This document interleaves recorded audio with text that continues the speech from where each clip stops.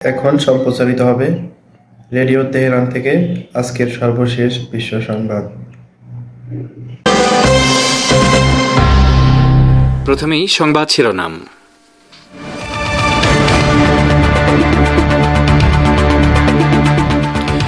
তেহরানে Hezbollah প্রতিনিধির সাথে আরাকচির বৈঠক, জানিয়েছেন হিজবুল্লাহকে সমর্থন করাই ইরানের মূল নীতি।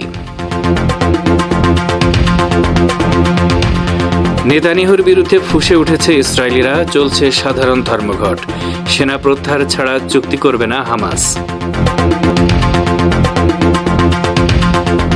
পদত্যাগ করেছেন বাংলাদেশের জাতীয় সংসদের স্পিকার শিরিন শারমিন চৌধুরী, রংপুর আদালতে হত্যা মামলা দায়ের। এবং আরজিকর কাণ্ডের প্রতিবাদে জুনিয়র ডাক্তারদের লালবাজার অভিযান কর্মসূচি পালন, পুলিশ কমিশনারের পদত্যাগ দাবি।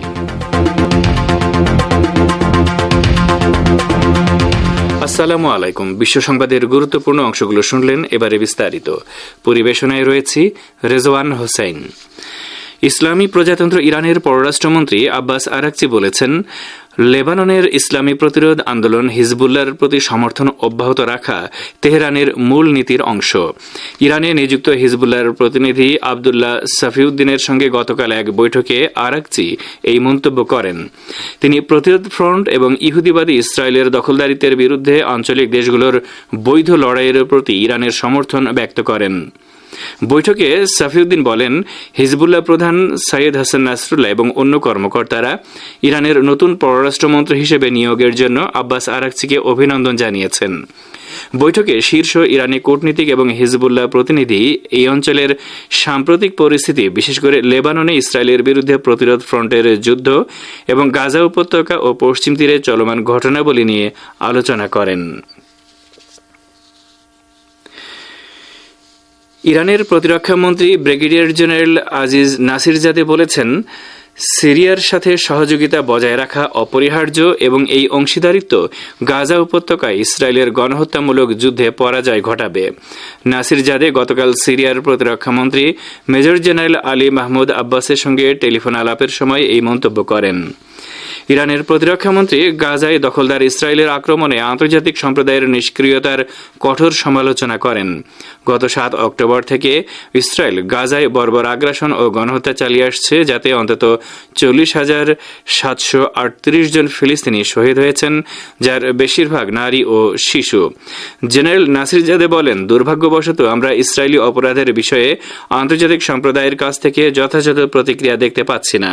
ফলে ইরান ও সিরিয়ার মধ্যে সহযোগিতা অব্যাহত রাখতে হবে এবং এই সহযোগিতা অবশ্যই ইসরায়েলের পরাজয় ডেকে আনবে।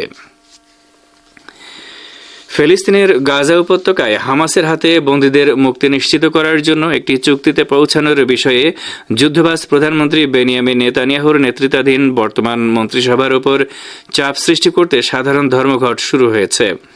দক্ষিণ গাজার রাফা শহরের একটি সুড়ঙ্গের মধ্যে গতকাল 6 ইসরায়েলি বন্দীর লাশ পাওয়ার পর হিস্তাদ্রুত নামে ইসরায়েলের সবচেয়ে বড় শ্রমিক ইউনিয়ন এই ধর্মঘটের ডাক দেয়। যত তাড়াতাড়ি সম্ভব নেতানিয়াহু প্রশাসন একটি চুক্তিতে পৌঁছাক, এমন দাবিতে উপকূলীয় শহর তেল আবিবের ইবনে গভিরল স্ট্রিট অবরোধ করে বহু বিক্ষোভকারীরা একটি রেলওয়ে জংশনেও জড়ো হয় এবং ইসরায়েলের উত্তরের রশপিনা শহরের একটি রাস্তা অবরোধ করে। হিস্তাদ্রুতের একটি তালিকা এবং কিছু শহর থেকে প্রকাশিত বিবৃতি অনুসারে তেল আবিব এবং হাইফা সহ আরও বেশ কিছু পৌরসভা এই ধর্মঘটে যোগ দেওয়ার কথা ঘোষণা করেছে। তালিকায় স্বরাষ্ট্র মন্ত্রণালয়ের মতো অনেক মন্ত্রণালয় এবং প্রধানমন্ত্রীর কার্যালয়ের কিছু অংশও অন্তর্ভুক্ত করা হয়েছে। অর্থাৎ এসব মন্ত্রণালয়ের কর্মকর্তা কর্মচারীরা ধর্মঘটে যোগ দেবে। ইসরায়েলের বিরোধী দলীয় নেতা এবং সাবেক প্রধানমন্ত্রী ইয়ার লাপিদ বলেছেন, তিনি এই ধর্মঘটকে সমর্থন করছেন। এদিকে তেল আবিবের বেন গুরিয়ান আন্তর্জাতিক বিমানবন্দরও স্থানীয় সময় সকাল 8টা থেকে 2 ঘন্টার জন্য বিমানের ওঠানামা বন্ধ রাখে। এদিকে ইসরায়েলের যুদ্ধবাজ প্রধানমন্ত্রী বেনিয়ামিন নেতানিয়াহুর বিরুদ্ধে 7 লাখেরও বেশি ইহুদিবাদী ইসরায়েলি গতরাতে বিক্ষোভ ও প্রতিবাদ সমাবেশ করেছে। প্রতিবাদের মধ্যে ইসরায়েলি সংসদের কয়েকজন সংসদ সদস্যকেও দেখা গেছে। ইসরায়েলি সংবাদ সূত্রগুলো জানিয়েছে, গোটা ইসরায়েলে গতরাতে যেসব গণবিক্ষোভ করেছে ইহুদিবাদী ইসরায়েলিরা, সেসবের মধ্যে সবচেয়ে বড় সমাবেশটি হয়েছিল তেল আবিবে। সেখানে জড়ো হয়েছিল 5 লাখ ইসরায়েলি। নেতানিয়াহু বন্দীদের হত্যা করছে বলে তারা স্লোগান দেয়। ইসরায়েলি পুলিশ 29 বিক্ষোভকারীকে গ্রেফতার করার খবর দিয়েছে। পুলিশের নিক্ষেপ করা শব্দবোমায় আহত হয়েছে ইসরায়েলি সাংসদ নামে লাজিমি। নেতানিয়াহুর টালবাহানার কারণে হামাসের সঙ্গে ইসরায়েলের যুদ্ধবিরতি চুক্তির আলোচনা সফল হচ্ছে না বলে প্রতিবাদীরা ক্ষোভ প্রকাশ করে আসছে। ফিলিস্তিনের ইসলামী প্রতিরোধ আন্দোলন হামাসের সিনিয়র নেতা খলিল আল হাইয়া বলেছেন, গাজা উপত্যকার ফিলাডেলফি, নেটজারিম এবং রাফা করিডোর থেকে ইহুদিবাদী ইসরায়েলের সেনা সম্পূর্ণভাবে প্রত্যাহার করা ছাড়া গাজায় কোনো যুদ্ধবিরতি চুক্তি করা সম্ভব নয়। আল হাইয়া আজ আল জাজিরাকে বলেন, ইহুদিবাদী সরকার পুরো অঞ্চলে আগুন লাগানোর লক্ষ্য ঠিক করেছে। তিনি বলেন, ইসরায়েলের যুদ্ধবাজ প্রধানমন্ত্রী বেনিয়ামিন নেতানিয়াহু ইসরায়েলি বন্দীদের চেয়ে ফিলাডেলফি করিডোরকে বেশি গুরুত্বপূর্ণ মনে করেন। হামাস নেতা বলেন, করিডোর নেতানিয়াহুর কাছে সর্বোচ্চ অগ্রাধিকার পাচ্ছে, কারণ তিনি বন্দীদের মূল্যহীন মনে করেন। হামাস নেতা আল্লাহিয়া জোর দিয়ে বলেন, নেতানিয়াহু বন্দীদের প্রতিদিন বিনিময়ের প্রস্তাব প্রত্যাখ্যান করেছেন। আমরা মার্কিন প্রেসিডেন্ট জো বাইডেনের প্রস্তাব গ্রহণ করেছি, কিন্তু নেতানিয়াহু নতুন শর্ত আরোপ করেছেন এবং হামাসকে নতুন শর্তে আলোচনায় মনোযোগ না দেওয়ার জন্য অভিযুক্ত করেছেন।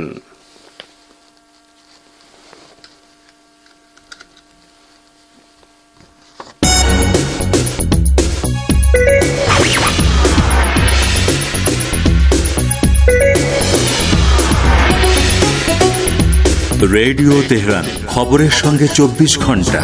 ভিজিট করুন আমাদের ওয়েবসাইট parstoday.ir/dn।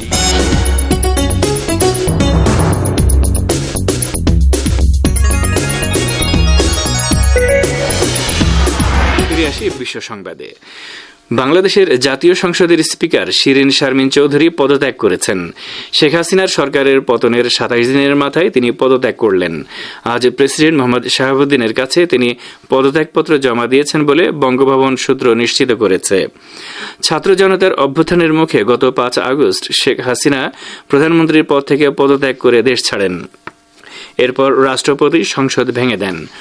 8 আগস্ট অন্তর্বর্তী সরকার শপথ নেয়। 2008 সালের নির্বাচনে আওয়ামী লীগ ক্ষমতায় আসার পর স্পিকার নির্বাচিত হন আব্দুল হামিদ। তাকে রাষ্ট্রপতি নির্বাচিত করা হলে 2013 সালের 30 এপ্রিল স্পিকার নির্বাচিত হন শিরিন শারমিন। এরপর থেকে টানা তিনি এই দায়িত্বে ছিলেন। গত 7 জানুয়ারি বিএনপিবিহীন নির্বাচনে আওয়ামী লীগ জয়ী হয়ে সরকার গঠনের পর শিরিন শারমিন চৌধুরীকে আবার স্পিকার নির্বাচিত করা হয়। এদিকে রংপুরে গুলিবিদ্ধ হয়ে স্বর্ণ শ্রমিক মুসলিম উদ্দিন নিহত হওয়ার অভিযোগে 27 আগস্ট শিরিন শারমিন চৌধুরী, সাবেক বাণিজ্য মন্ত্রী টিপু মুন্সি সহ 17 জনের বিরুদ্ধে হত্যা মামলা করা হয়। আপনারা বিশ্ব সংবাদ শুনছেন রেডিও তেহরান থেকে, আরও প্রচারিত হচ্ছে শর্টওয়েভ 25 মিটার ব্যান্ডে। ভারতের পশ্চিমবঙ্গের আরজিকর মেডিকেল কলেজ ও হাসপাতালে চিকিৎসককে ধর্ষণ ও খুনের ঘটনার প্রতিবাদে লালবাজার অভিযান কর্মসূচি পালন করেছে জুনিয়র চিকিৎসক ও স্বাস্থ্যকর্মীরা। তারা কলকাতার পুলিশ কমিশনার বিনীত গোয়েলের পদত্যাগের দাবি জানিয়েছেন। আজ দুপুর 2টায় কলেজ স্কোয়ার থেকে মিছিল নিয়ে তারা লালবাজার অভিমুখে রওনা হয়। তবে চিকিৎসকদের মিছিলকে বাধা দিতে লোহার ব্যারিকেডে ঘিরে ফেলা হয় কলকাতা পুলিশের সদর দপ্তর। জুনিয়র চিকিৎসকদের মিছিলে এসে কামদুনি প্রতিবাদী টুম্পা কয়াল বলেন, কামদুনির মতো পরিণতি যেন আরজিকর মামলায় না হয়। চিকিৎসককে ধর্ষণ ও খুনের ঘটনার 23 দিন অতিবাহিত হয়েছে। প্রতিদিনই এই ঘটনার প্রতিবাদ ও বিচারের দাবিতে পথে নামছেন সাধারণ মানুষ। এদিকে ধর্ষণে কঠোরতম শাস্তি নিশ্চিত করতে অপরাজিতা নামের বিধানসভায় বিল আনতে যাচ্ছে পশ্চিমবঙ্গ রাজ্য সরকার। আজ বিধানসভার বিশেষ অধিবেশনে অপরাজিতা নারী ও শিশু বিল নামকরণ করা হয়েছে। আগামীকাল মঙ্গলবার বিলটি বিধানসভায় আনার কথা রয়েছে। ইরানের শহীদ প্রেসিডেন্ট ইব্রাহিম রাইসির হেলিকপ্টার বিধ্বস্ত হওয়ার বিষয়ে দেশটির সশস্ত্র বাহিনীর তদন্তের চূড়ান্ত রিপোর্টে বলা হয়েছে যে ঘন কুয়াশা সহ আবহাওয়ার জটিল পরিস্থিতির কারণেই ওই দুর্ঘটনা ঘটেছিল। গতকাল রোববারে প্রকাশিত ওই রিপোর্টে কোনো ধরনের নাশকতা বা ষড়যন্ত্রের ধারণা ও এমনকি শত্রুদের সাইবার হামলা বা ইলেকট্রনিক ও ম্যাগনেটিক হামলা সহ নানা ধরনের হামলার সম্ভাবনাও নাকচ করা হয়েছে। ওই রিপোর্টে বলা হয়েছে, ওই অঞ্চলের জটিল আবহাওয়াগত ও বায়ুমণ্ডলীয় অবস্থাই রাইসিকে বহনকারী হেলিকপ্টার দুর্ঘটনার মূল কারণ। গত 19 মে ওই দুর্ঘটনা ঘটলে 63 বছর বয়স্ক ইরানের প্রেসিডেন্ট রাইসি ও তৎকালীন পররাষ্ট্রমন্ত্রী হোসেন আমির আবদুল্লাহিয়ান ও আরও 6 আরোহী নিহত হন। ঘন কুয়াশায় আচ্ছন্ন দুর্গম ওই পার্বত্য এলাকা থেকে একদিন পর তাদের লাশ উদ্ধার করা হয়। তদন্তের রিপোর্টে আরও বলা হয়েছে, ঘন ও ক্রমবর্ধমান কুয়াশার আকস্মিক উত্থানের ফলে হেলিকপ্টারটি পাহাড়ের পাশে বিধ্বস্ত হয়। হেলিকপ্টারটি কেনার পর থেকে দুর্ঘটনার শিকার হওয়ার আগ পর্যন্ত এর রক্ষণাবেক্ষণ ও যত্ন বা দেখাশোনার প্রক্রিয়ায়ও কোনো ত্রুটি পাওয়া যায়নি বলে রিপোর্টে উল্লেখ করা হয়। হেলিকপ্টারটি নির্ধারিত পথ ধরেই অগ্রসর হচ্ছিল এবং পাইলটের আইপ্যাডের তথ্য থেকেও তা প্রমাণ হয়েছে বলে তদন্তে উল্লেখ করা হয়েছে। ইসলামী প্রজাতন্ত্র ইরানের বিমান প্রতিরক্ষা বাহিনীর commander brigadier general Ali Reza Sabahi Fard প্রতিশ্রুতি ব্যক্ত করে বলেছেন, তার বাহিনী শত্রুদের ভুল হিসাব নিকাশের চূড়ান্ত জবাব দেবে। তিনি গতকাল বলেন, শত্রুরা এটা জানে যে ইরানের বিমান প্রতিরক্ষা বাহিনীকে মোকাবেলার ক্ষমতা তাদের নেই। আমরা তাদের ভুল হিসাব নিকাশ করার বিরুদ্ধে বারবার সতর্ক করেছি, কারণ এই ধরনের ভুল হিসাব নিকাশকে ভয়ঙ্কর আঘাত দিয়ে মোকাবেলা করা হবে। জেনারেল সাবাই ফার্দ বলেন, আমরা আমাদের প্রয়োজনীয় প্রতিরক্ষা সরঞ্জামগুলোকে বিদ্যমান হুমকি বিবেচনায় রেখেই তৈরি করেছি এবং হুমকিকে সামনে রেখে সমস্ত বিষয়কে কঠোরভাবে মূল্যায়ন করা হয়েছে, যাতে আমরা প্রয়োজনের সময় সেগুলোকে সঠিকভাবে ব্যবহার করতে পারি। কমান্ডার বলেন, শত্রুরা ভালো করেই জানে ইরানের যুদ্ধ সক্ষমতা আগের তুলনায় অনেক বেড়েছে। ইরানের বর্তমান প্রতিরক্ষা ব্যবস্থাকে তিনি অতীতের সরঞ্জামগুলোর সাথে গুণমানের দিক থেকে অতুলনীয় বলে উল্লেখ করেন। ইহুদিবাদী ইসরায়েলের বর্বর সামরিক বাহিনী গাজা শহরের একটি স্কুলে বিমান হামলা চালিয়েছে এবং এতে কমপক্ষে 11 ফিলিস্তিনি শহীদ এবং অনেকে আহত হয়েছেন। হতাহতদের সবাই উদ্বাস্তু হয়ে স্কুল ভবনে আশ্রয় নিয়েছিলেন। এর আগেও ইসরায়েল বহুবার স্কুল, মসজিদ বা হাসপাতালে আশ্রয় নেওয়া উদ্বাস্তুদের উপর হামলা চালিয়েছে এবং আন্তর্জাতিক অঙ্গনে ব্যাপক সমালোচনা সত্ত্বেও সেই ধারা অব্যাহত রেখেছে। আর এরই সাথে শেষ করছি রেডিও তেহরান থেকে আপাতত বিশ্ব সংবাদ।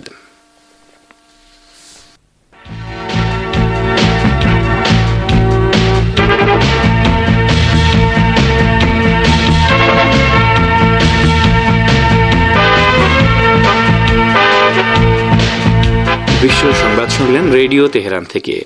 এবারে আমন্ত্রণ জানাচ্ছি সংবাদ ভাষার অনুষ্ঠান দৃষ্টিপাতে। ফ্রান্সে টেলিগ্রামের প্রতিষ্ঠাতা ও প্রধান নির্বাহী কর্মকর্তা পাভেল দুরভকে গ্রেফতারের পর দুনিয়া জুড়ে হইচই শুরু হয়েছে।